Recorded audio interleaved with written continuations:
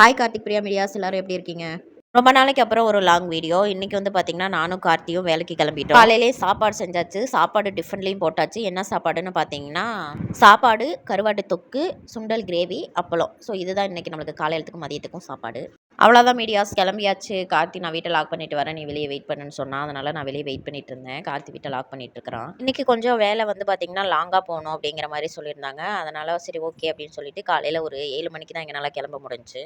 வீட்டை பூட்டிட்டு பூனை குட்டிக்கு பால் வச்சுட்டு கார்த்தி ஸ்கூட்டி எடுத்துகிட்டு வெளியே வெயிட் பண்ணிட்டு இருந்தாங்க. நான் அதுக்குள்ளே கேட்டெல்லாம் பூட்டிட்டு எல்லாம் சரியாக இருக்கா அப்படின்னு சொல்லி செக் பண்ணிவிட்டு நானும் கிளம்பிட்டேன். வண்டியில் போகும்போது வீடியோ எடுக்க முடியல, ஏன்னா பையனை வந்து நான் மடியில் வச்சுக்கணும் அப்படிங்கிறதுனால வந்து என்னால் வீடியோ எடுக்க முடியல. பல போராட்டங்களுக்கு பிறகு 7 மணிக்கு கிளம்பினா நாங்கள் 9 மணிக்கு தான் அந்த இடத்துக்கே ரீச் ஆனோம். நாங்களும் எங்களோட சேர்ந்து இன்னொரு குரூப்பு வந்துருந்துச்சு. ஸோ இன்னொரு குரூப் கிட்ட தான் வந்து கார்த்தி எங்கே ஒர்க்குன்னு கேட்டு அந்த இடத்துக்கு வந்து ரீச் ஆனோம். இது வந்து பார்த்திங்கன்னா வீட்டுக்கு முன்னாடியே வந்து அந்த தேங்காய் எல்லாம் கொட்டி வச்சுருந்தாங்க. தோட்டத்தில் உரிக்கிறதே ரிஸ்க்கு, இதில் வீட்டிலேயே கொட்டி வச்சுருக்காங்க. இது எப்படி உரிக்க போகிறோன்னு தெரியல. ஆனால் போனோடனே வந்து மைண்ட் அப்செட் ஆயிடுச்சு. ஏன் அப்படி சொல்கிறேன்னா, அந்த வீட்டில் இருந்தவங்க வந்து ரொம்ப கண்டிஷன் போட ஆரம்பிச்சிட்டாங்க. இது அங்கே போடாதீங்க, அது இங்கே போடாதீங்க, அந்த மாதிரி ரொம்ப கண்டிஷன் போட ஆரம்பிச்சிட்டாங்க. மதியம்லாம் வந்து பார்த்திங்கன்னா ரொம்ப வெயிலுங்க. சாப்பிட்றதுக்கு கூட இடம் இல்ல. அங்கே பக்கத்தில் வந்து பார்த்திங்கன்னா டேங்க் இருந்துச்சு. நல்ல வேளையா அந்த டேங்க் நிழல்ல தான் உட்காந்து நாங்கள் சாப்பிட ஆரம்பித்தோம்.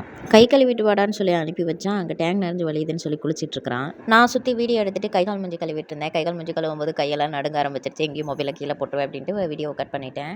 அதுக்கப்புறம் உட்காந்து சாப்பிட்டுட்டு ஒரு 3 மணி 3:15 போல் தான் நாங்கள் ஒர்க்குக்கே கிளம்ப ஆரம்பித்தோம். ஏன்னா வெயில் அதிகமாக இருந்துச்சு. போய் மறுபடியும் சாப்பிட்ட உடனே வேலை செய்ய ஆரம்பிச்சோன்னா மயக்கமே போட்டு விழுந்துருவோம். வேலை செய்யும்போது என்னால் வீடியோ எடுக்க முடியல. ஏன்னா கார்த்தியோட மொபைலுக்கு வந்து அடிக்கடி ஓனர் வந்து கால் பண்ணுவாங்க. அதனால் கார்த்தி மொபைலாக வந்து அவன் வச்சுருந்தான். என்னோட மொபைல் வந்து தம்பிங்க 2 பேர் கையிலையும் கொடுத்து கம்முன்னு உட்காருங்க அப்படின்னு சொல்லிட்டு, இல்லைன்னா ஏதாவது ஒன்று வெயிலில் வந்து சேட்டை பண்ணிகிட்டே இருப்பாங்க. அதுக்கப்புறம் 5 மணி போல் தான் நான் வீடியோ ஸ்டார்ட் பண்ணேன். ஸோ வேலையெல்லாம் முடிஞ்சிருச்சு. தேங்காவை எண்ணணும்னு சொன்னதுனால எல்லோரும் மட்டையெல்லாம் எடுத்து ஓரமாக போட்டுட்டு இருந்தாங்க. இதுக்கப்புறம் எனக்கு வேலை இல்லை, நான் வந்து வீடியோ எடுக்கிறது மட்டும்தான். இதுக்கப்புறம் பார்த்திங்கன்னா வெயிலும் கொஞ்சம் கம்மியாயிருச்சு. ஸோ நான் வந்து பார்த்திங்கன்னா ஸ்டார்டிங்லேயே வந்து அந்த ஹவுஸ் ஓனர் வந்து ரூல்ஸ் போட ஆரம்பிச்சிட்டாங்கன்னு சொன்னேன் பார்த்திங்களா. அதில் ஃபஸ்ட்டு ரூல்ஸ் என்னென்னு பார்த்திங்கன்னா, அந்த செடி மேலே மட்டை போடக்கூடாது அப்படின்னு சொல்லியிருந்தாங்க. அது எப்படிங்க இவ்வளோ காய் உரிக்கிறப்ப அந்த மட்டை வந்து அந்த செடி மேலே எப்படி விழுகாமல் இருக்கும்? ஒரு மட்டை 2 மட்டை உரிக்கும் போது வந்து அது விழுகாது. ஒரு 500 1000 காய் வந்து நம்ம உரிக்கிறப்ப அந்த மட்டை வந்து சரிஞ்சாவது அந்த செடி மேலே விழுகும். அது வந்து வீட்டில் கொட்டினது வந்து இவங்களோட தப்பு, நம்மளை வந்து அங்கே போடக்கூடாது அப்படிங்கிற மாதிரி ரூல்ஸ் போட்டாங்க. நம்ம அவங்ககிட்ட வந்து வேலைக்கு போயிருக்கோம், அதனால அவங்க சொல்கிறத நம்ம கேட்டு தான் ஆகணும் அப்படின்னு நாங்கள் அட்ஜஸ்ட் பண்ணி தான் இன்றைக்கி நாங்கள் வேலையை செஞ்சோம். அந்த ஹவுஸ் ஓனர் அக்கா வந்து பார்த்திங்கன்னா, நாங்கள் வேலை செய்ய போன உடனே வந்து வீட்டை லாக் பண்ணிவிட்டு வெளியே கிளம்பிட்டாங்க.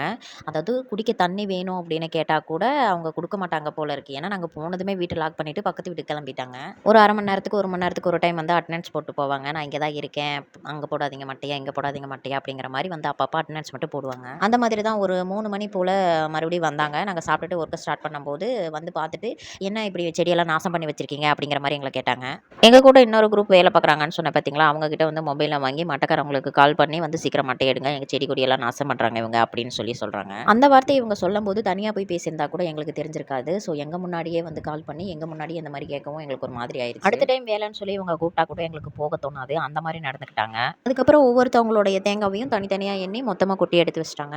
5:30க்கு எல்லாருமே டீ வாங்கிட்டு வந்து குடிச்சிட்டு ஒரு 1/2 அன் ஹவர் வந்து ரெஸ்ட் எடுத்துட்டு அதுக்கப்புறம் மறுபடியும் ஒர்க் ஸ்டார்ட் பண்ணிட்டாங்க. லோடு ஏற்றுறதுக்கு வந்து பார்த்தீங்கன்னா ஈச்சர் வண்டி தான் கொண்டு வந்திருந்தாங்க. அதில் வந்து எல்லாருமே ஷேர் பண்ணி தான் வந்து லோடு ஏற்றிட்டு இருந்தாங்க. இதில் சும்மா உட்காந்து வேடிக்கை பார்த்தது என்னமோ நான் மட்டும்தான். ஏன்னா 5 மணிக்கு மேலே எனக்கு ஒர்க் எதுவுமே கிடையாது. லோடு ஏற்றுற வேலை, காய் என்ற வேலை இந்த மாதிரி எதுவுமே எனக்கு கிடையாது. ஏன்னா அந்த வேலை எதுவுமே எனக்கு தெரியாது.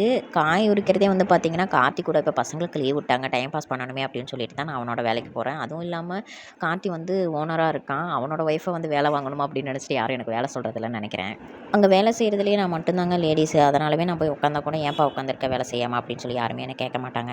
ஒரு ஈச்சருக்கு லோடு ஏற்றி முடிக்கிறதுக்கே மணி 7 ஆயிருச்சு. அடுத்த ஈச்சருக்கு லோடு ஏற்ற போகிறாங்க. இதில் மொத்தமாக பார்த்தீங்கன்னா 28,000 காய் இருக்குது. 2 ஈச்சருக்கும் காய் ஏற்றி முடிக்கிறப்ப மணி வந்து ஒரு 8 8:30க்கு மேலே ஆயிருச்சு. கையோட ஆளுங்களுக்கு கார்த்தி சம்பளத்தையும் எல்லாருக்கும் கொடுத்துட்டான். கார்த்தி எல்லாருக்குமே டெய்லி சம்பளமாக தான் போட்டு கொடுத்துருவான். ஏன்டா டெய்லி சம்பளமாக கொடுக்குற, வார சம்பளம் கொடு அப்படின்னு சொன்னால் இவ்வளோ கஷ்டப்பட்டு வேலை செய்கிறாங்க, சாயந்தரம் சம்பளம் வாங்கும்போது அவ்வளோ சந்தோஷமாக இருக்கும். அப்போ தான் காலையில் வேலை சொல்லும்போது சுறுசுறுப்பாக ஆளுங்க வேலைக்கு கிளம்புவாங்க அப்படின்னு சொல்லி சொன்னாங்க. வெளியே வேலையை முடிச்சுட்டு நாங்களும் வீட்டுக்கு கிளம்பிட்டோம்.